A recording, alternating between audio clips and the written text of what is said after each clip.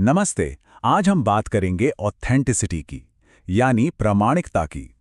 आजकल हर कोई असली यानी ऑथेंटिक बनना चाहता है ना? लेकिन क्या हो अगर ये पूरी खोज ही एक जाल हो?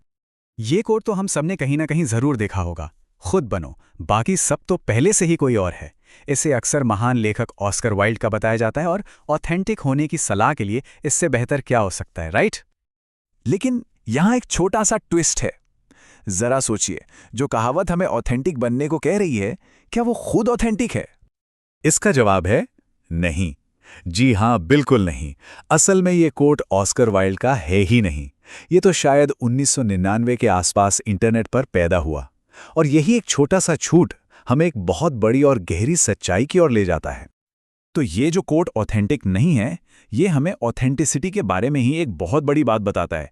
वो ये कि असली होने का जो हमारा आइडिया है ना, वो उतना सीधा साधा है नहीं जितना लगता है। असल में ये काफ़ी कॉम्प्लिकेटेड और बनाया हुआ होता है।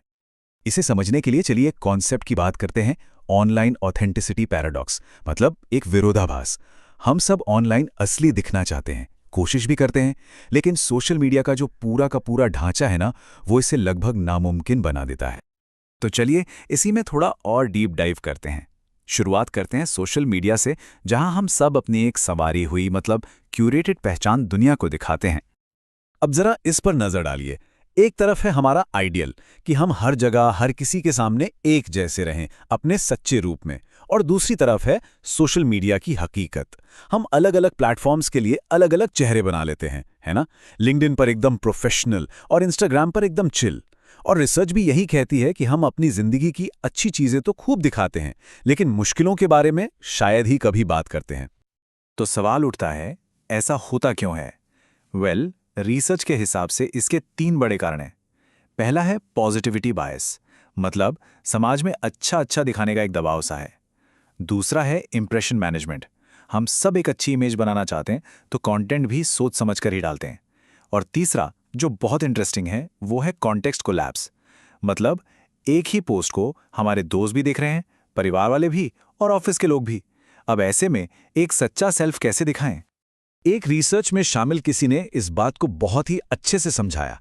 उन्होंने कहा, मैं अपनी सगाई की तस्वीरें तो पोस्ट करती हूं, लेकिन वो तस्वीरें कभी पोस्ट नहीं करती जब मैं इतने दर्द में थी कि बिस्तर से उठ भी नहीं पाती थी। ये बात ये दिखाती है कि जो लोग ऑथेंटिसिटी को इतनी अहमियत देते हैं, वो भी अपनी मुश्किलों को शेयर करने में कितना झिझकते हैं। ठीक है, तो ऑनलाइन दुनिया में ऑथेंटिक होना एक चैलेंज है, पर क्या कोई ऐसी जगह है जहां हम इसे बेहतर तरीके से हासिल कर सकते हैं? शायद हाँ।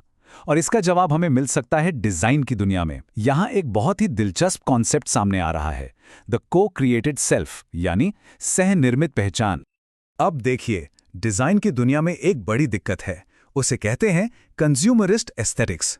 आसान भाषा में कंपनियां हमें वही चीजें बेचती हैं जो ट्रेंड में चल रही होती हैं। नतीजा क्या होता है?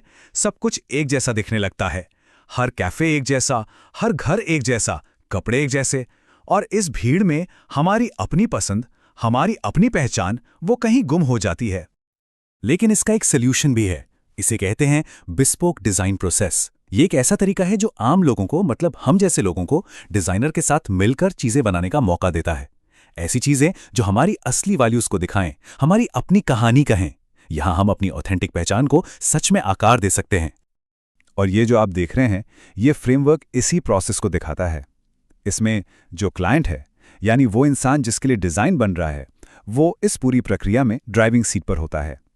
इससे ये तय हो जाता है कि आखिर में जो चीज़ बने वो उस इंसान की अपनी पसंद और वैल्यूज़ को दिखाए, ना कि बाजार में चल रहे किसी ट्रेंड को। ये पूरा प्रोसेस 5 आसान स्टेप्स में काम करता है। सबसे पहले है एम्पथी, मतलब डिजाइनर क्लाइंट की जिंदगी और ज़रूरतों को समझता है। फिर आता है डिफाइन, जहां दोनों मिलकर एक कॉन्सेप्ट तैयार करते हैं। तीसरे स्टेप आइडिएट में तो क्लाइंट खुद एआई टूल्स की मदद से डिजाइन और स्टाइल तय करता है। कमाल है ना? इसके बाद एक प्रोटोटाइप बनता है और आखिर में उसे असली दुनिया में टेस्ट किया जाता है। तो हमने देखा कि कैसे डिजाइन के जरिए हम एक ऑथेंटिक पहचान बना सकते हैं। हम अपनी पहचान शब्दों से भी तो बनाते हैं, लेकिन क्या हो अगर वो शब्द ही ऑथेंटिक ना हो? चलिए वापस अपने पहले वाले टॉपिक पर चलते हैं, यानी मिस एट्रिब्यूटेड कोट्स पर, और देखते हैं कि कैसे सच अक्सर पीछे छूट जाता है। यहां कुछ और मजेदार एग्जाम्पल्स हैं। जब तक सच जूते पहन रहा होता है, झूठ आधी दुनिया घूम लेता है। लगता है ना मार्क ट्वेन ने कहा होगा, नहीं ये तो 1820 के दशक में किसी गुमनाम पब्लिकेशन में छपा था। या फिर वो वाला, पागलपन की परिभाषा है एक ही काम को बार बार करना और अलग नतीजों की उम्मीद करना। ये आइंस्टाइन का नहीं है, ये तो 1980 के आसपास नारकोटिक्स अनोनिमस के लिटरेचर में मिलता है। और ऐसा नहीं है कि ये सब सिर्फ पुरानी बातें हैं।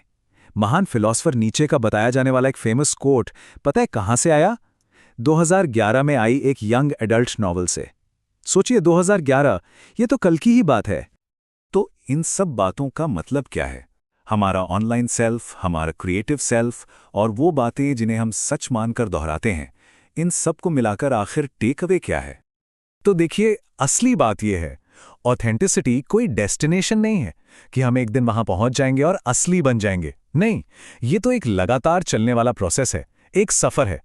हम ऑनलाइन अपनी पहचान कैसे बनाते हैं, डिजाइन से खुद को कैसे एक्सप्रेस करते हैं, या किन विचारों को आगे बढ़ाते हैं, इन सभी विरोधाभासों से जूझने की ये जो एक्टिव प्रोसेस है ना, वही ऑथेंटिसिटी है। और आखिर में यह हम एक बहुत बड़े सवाल के साथ छोड़ जाता है। एआई और अवतारों की इस दुनिया में, जहां सच और झूठ के बीच की लकीर धुंधली होती जा रही है, जहां सब कुछ बनाया जा सकता है, क्या ऑथेंटिक होने के लिए ये जो संघर्ष है, ये जो कोशिश है, बस वही एक असली चीज है जो हमारे पास बची है?